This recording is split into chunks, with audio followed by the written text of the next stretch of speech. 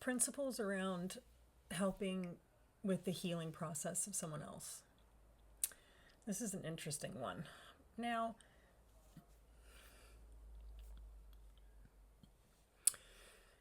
if you've been through a few things and you've overcome them and you've learned, then it can be a great source of help and support to somebody else. But again, it still has to be that person's choice as to whether or not they want to do that, or if they want to take that information on.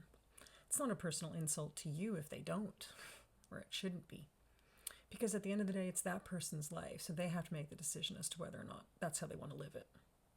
As frustrating as that can be when you can see that, especially if you have, if you have like an outside view, of course, and you can see it more clearly.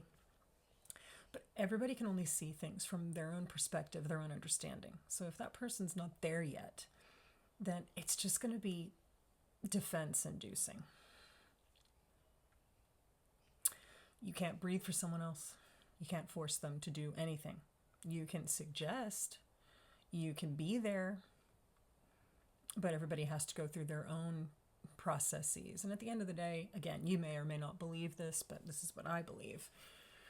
And I believe it strongly, that this is not the only life we've lived, and it's not the only one we're going to live.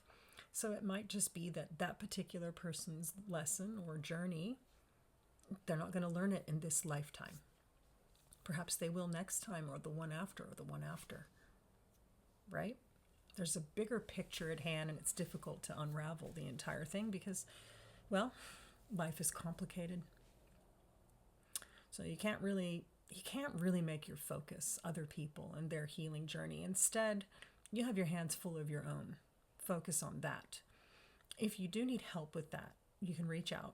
I can do like a wound healing reading or something like that, and look at the challenges that you potentially could be facing or are facing in your life, and what kinds of things you can do to work on those, to make things better, to make yourself a better person, to make yourself more resilient, more powerful, whatever.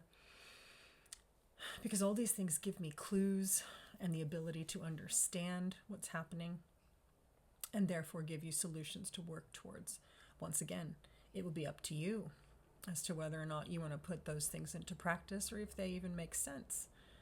I'll put it in the best, easiest language that I can, but at the end of the day, it's got to be something you're willing to do. If you do your part, I will do mine. So, reach out if you need help with that. Otherwise, I'll see you for the next video.